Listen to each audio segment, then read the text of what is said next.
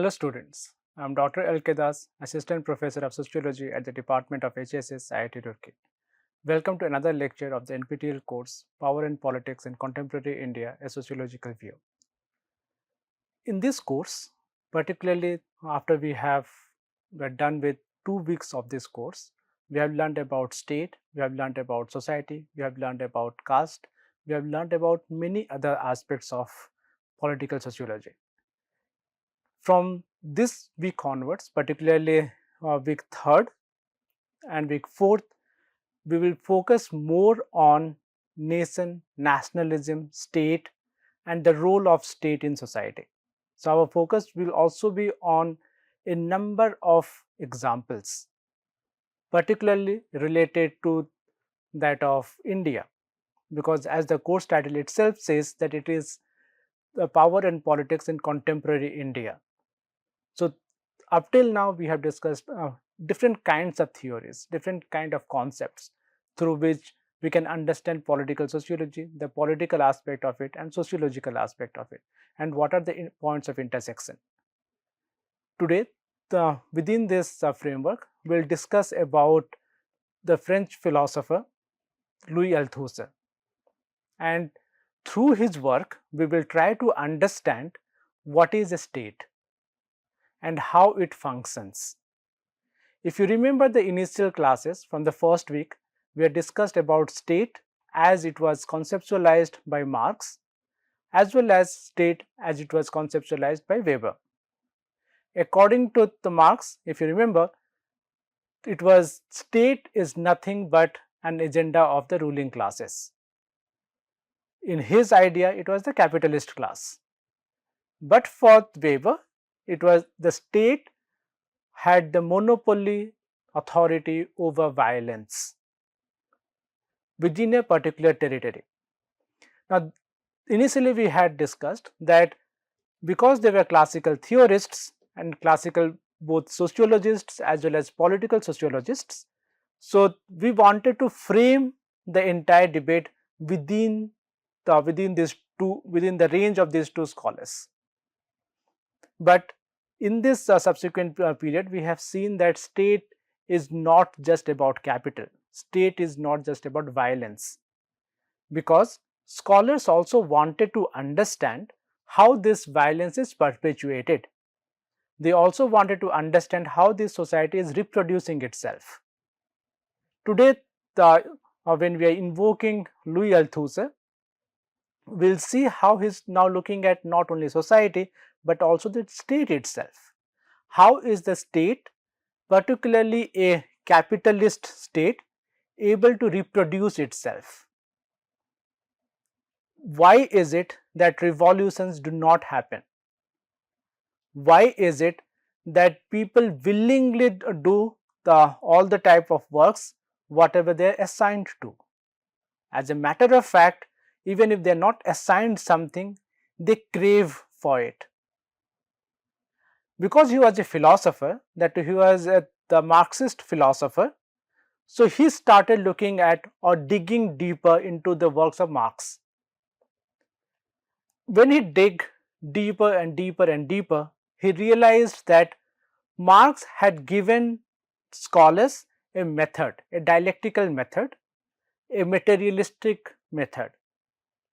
But while he has given certain ways through which we can look at state, we can look at society, we can look at economy, we can look at their interconnections, the subsequent interpretations of Marx and his works have mostly deprived Marx of anything apart from economic determinism.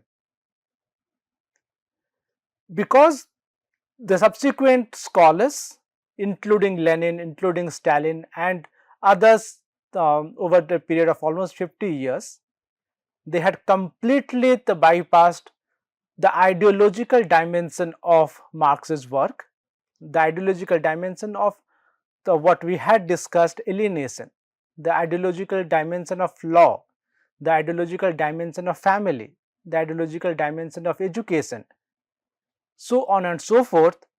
So, he took it upon himself to say that Marxism requires more than economics to explain what is a state?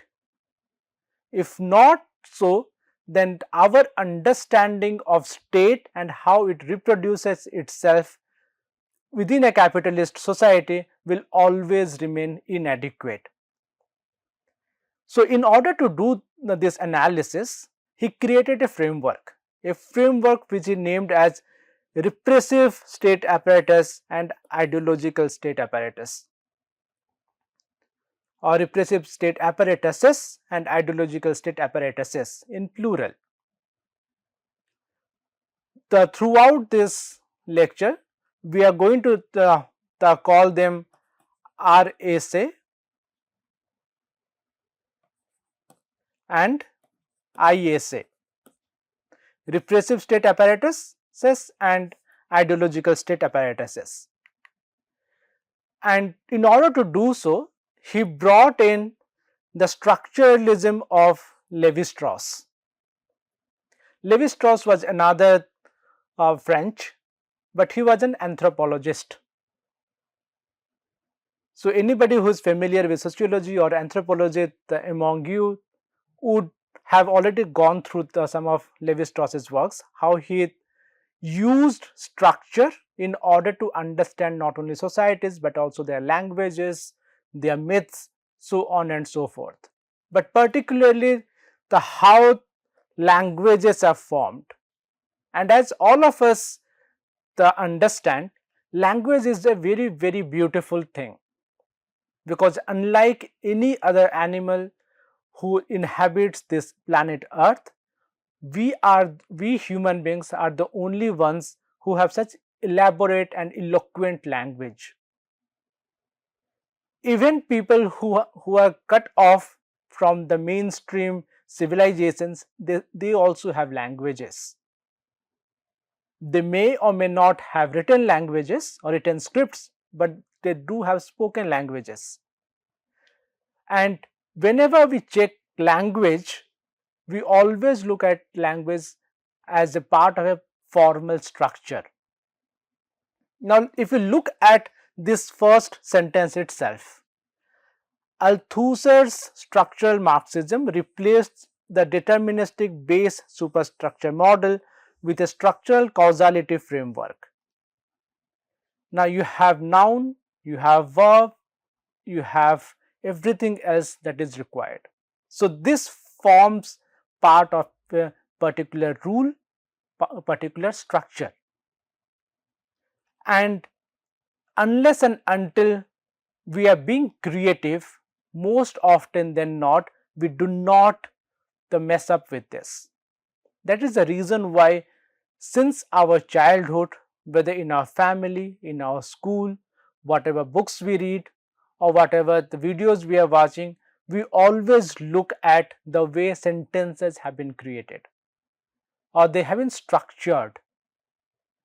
So, bringing this idea of structure to the field of philosophy, to the field of groundedness, Althusser looks at economy, political and ideological dimensions, and he looks at what are the rules of the game that are there.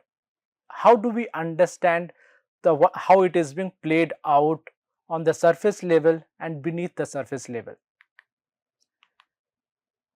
So, when he is doing it, he says that, as I just mentioned, Marx and Lenin took state as the instrument of class domination.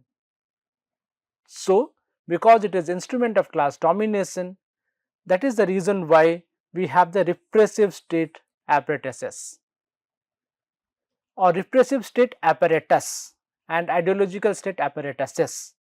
Now, when you say apparatus, that means we are talking about unitary item, whether it is army, police, courts, prisons, executive or anybody for that matter, they have one and only one work: to use coercion to maintain stability of the state.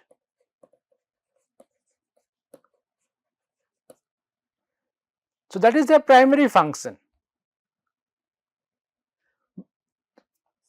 there is something happening at the border, you call in the army. There's something happening inside the border, you call in the police. Something in between happens, you go to the courts, you go to the prisons. So they all form one single unit, and the class domination is the domination of the ruling class. And in a capitalist society, it is always the bourgeoisie or the capitalist class. It is never the working class. For Althusser, the issue here is not regarding what Marx and Lenin said. He completely agrees to him. But he also argues that it is nigh impossible for any state to maintain its the cohesive force only with violence and coercion. To take an example of India, we are a population of more than 1.4 billion. Just imagine the state of India or the government of India trying to repress everything and everybody throughout the country. It is impossible, because even if somebody wants to do it, it will not be sustainable. And as we have discussed in the last week, every time we look at any state, any society, whether it is discussed by the elite scholars, whether it is discussed by the Marxist scholars, whether it is discussed by the Weberians, we have found that they work it out by creating a certain form of consensus. Even if there is a consensus between the ruling elites. So, even if classical Marxists' view of the state was unitary, but for Althusser, we need to also focus on ideology.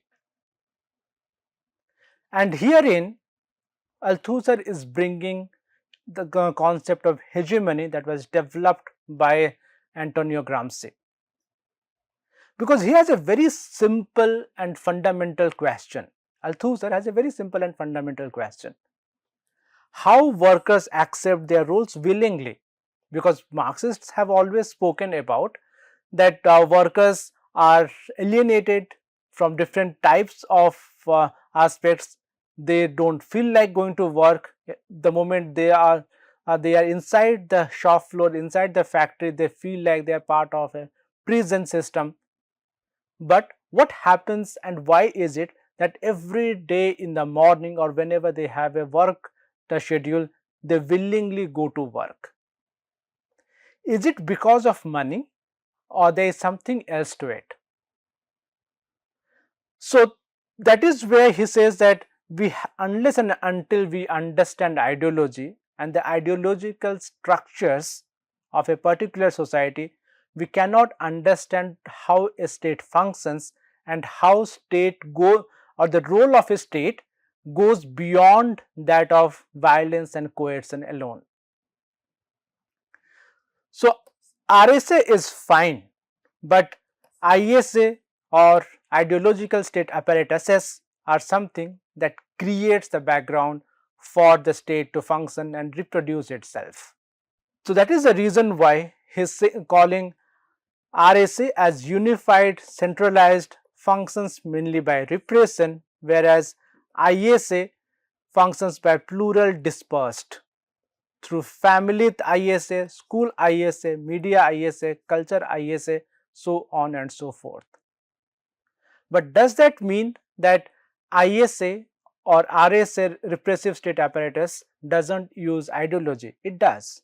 Or whether ISA doesn't use coercion or repression? It does. But RSA works on the framework of domination, whereas ISA works under the framework of hegemony. You can watch the last video, when we had discussed about the domination and hegemony of Ranjit Guha, how he has very beautifully explained these two dimensions and how they work out in a post-colonial as well as a colonized nation state like that of India. And as a matter of fact, what Ranjit Guha spoke, it applies throughout the world, not only in the global south or ex-colonized states, but also in the states which were uh, ex-colonizers. We just have to go and look what is happening in those areas and how it is being implemented. So when talk about now the ideological state apparatuses, it will be interesting if we look at whether the ISS as discrete categories of family, school, media and culture, they are not speaking to each other, or are they talking to each other? He argues that there is a unity among the ISS because they are all working under the ruling ideology, whether it is family, media, culture and others.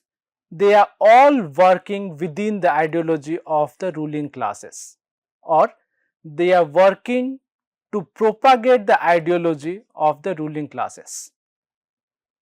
We'll come in a little bit, we'll come and we'll have specific examples to explain how it happens.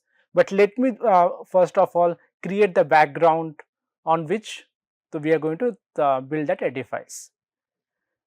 So, family, media, culture, religion, church, temple, so on and so forth, they are all part of the ruling ideology. And I have said this before also in other classes. But the uniqueness of Althusser's argument is that ISS also have relatively autonomous bodies. It is not necessary that family or the media or cultural institutions they would not contradict what is being said by the ruling ideology.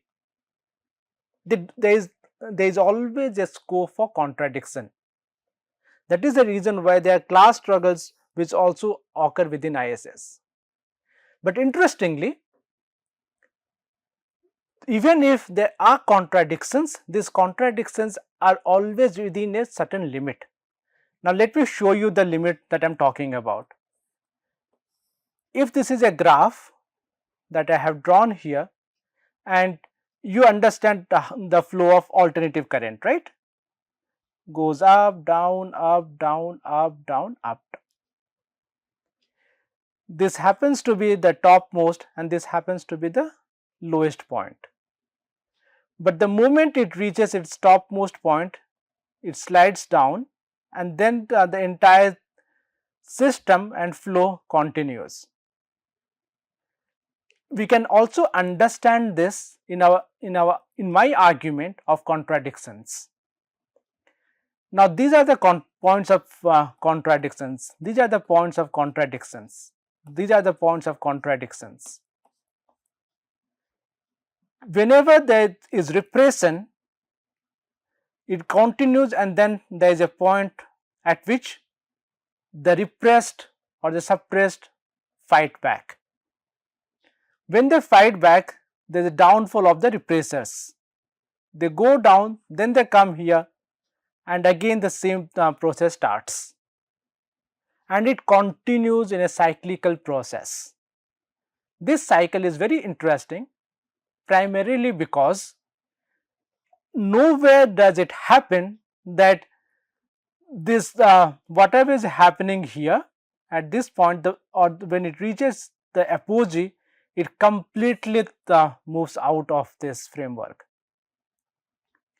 There is another way to understand this. The other way is if something is happening at a particular site if somebody is unhappy about something, then certain doles are given to them, and because of these doles or because of this goodies, even which could also mean agreeing to their or the opposing parties views or their demands, it is neutralized. It is neutralized to the extent that again the same process starts. So class struggle happens, but it never goes beyond this framework, because the moment it surpasses this framework, there will be revolution. And you check out the global history, how many revolutions have actually happened. You can count them on your fingertips. That is the reason why the way he plays out and lays out his ideas of the unity between ISs and the repressive state apparatuses, it's very interesting and very helpful for us to understand how state functions. So that is, then he goes on, like every other the Marxist, to look at how the historically it has transformed. Historical transformation is also significant because he is looking at the transformation and transition of institutions during feudalism, during capitalism, and what might happen in future. So he claims that during the feudal period in Western Europe, church was the dominant ISA. Why church was dominant ISA? It was dominant because it had complete hold over education, it had complete hold over morality, it had complete hold over religion, and at many sites the churches also happened to be the biggest landlords. So it also had lands, and they were also the experts in communication. So they formed the oldest forms of how do I put it, media. Not exactly mass media as we understand it, but media in a certain sense, because through education and media they created books, they created pamphlets, they created booklets which were circulated throughout the Christendom.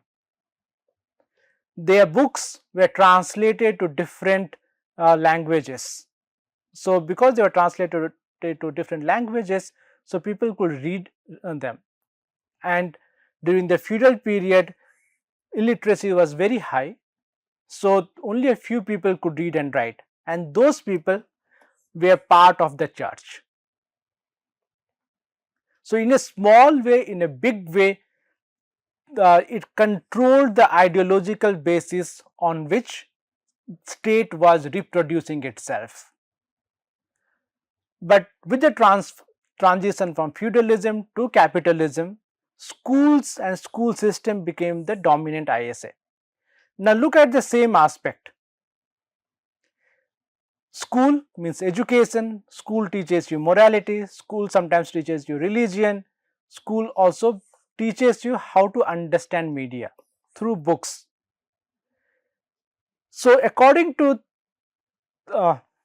Althusser, school and family are the central to reproducing capitalism and a capitalist state. So what is the role of school here?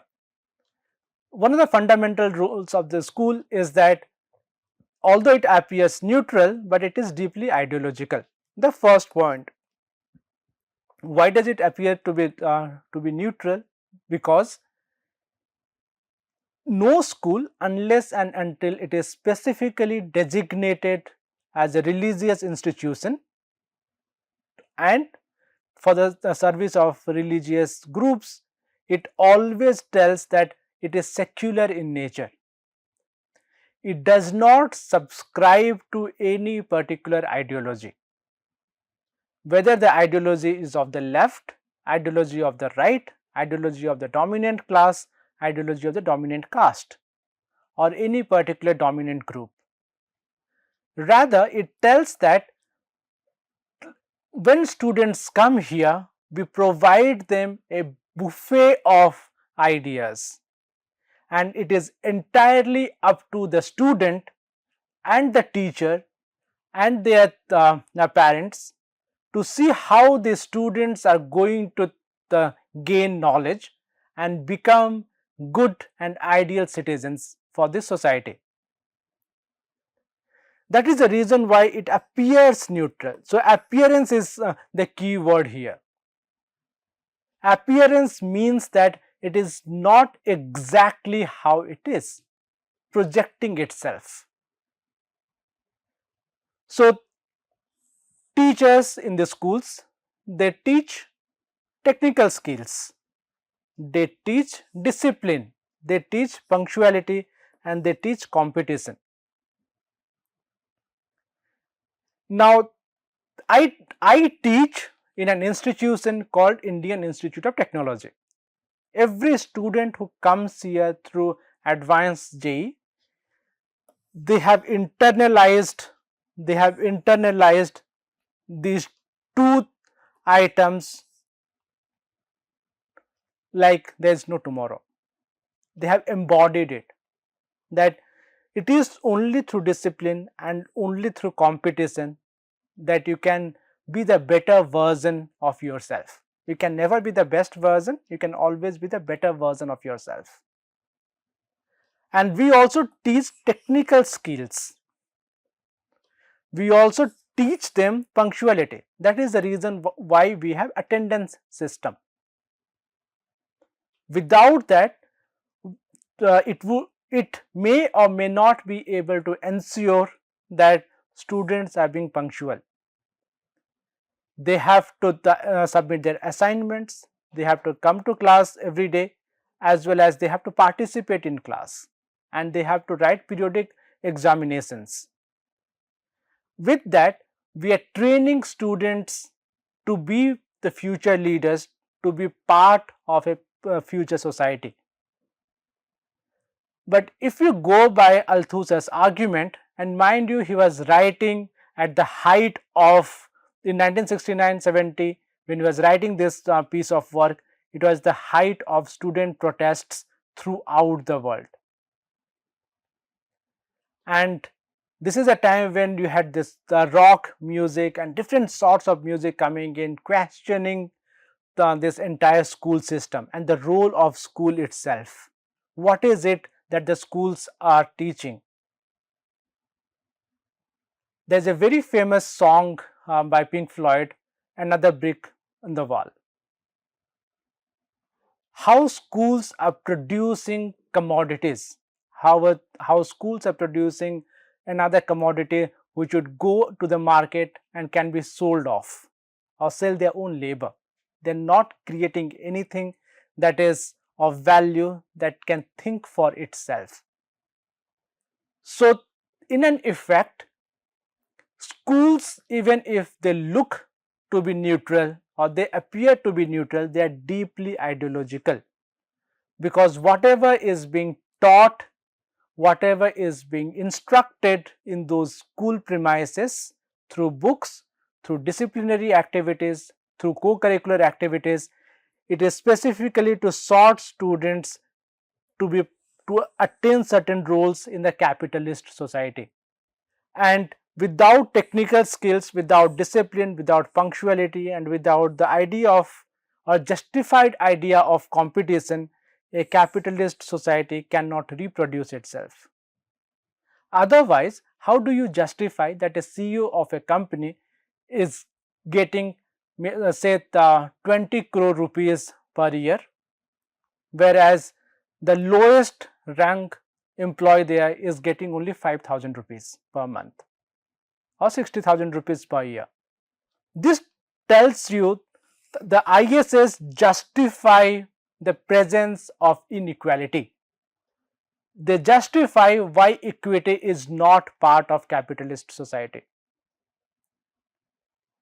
Therefore, whenever we are talking about RSS, whenever we are talking about ISS, we have to, according to Althusser, we have to look beyond what is happening in front of us, beyond that of the repressive state apparatuses. We have to look at how ideology is constructed through the process of socialization, how it is constructed by obeying laws, how it is constructed by looking at our own self and telling ourselves that I'm not good enough or I'm really good, I deserve it. So, this is what is being inculcated in us, what Bourdieu would call as habitus. If you don't remember what is habitus, you can go and watch my lecture on Bourdieu and habitus. I will not explain it here again. So, that is the reason why ideology is not just in my head.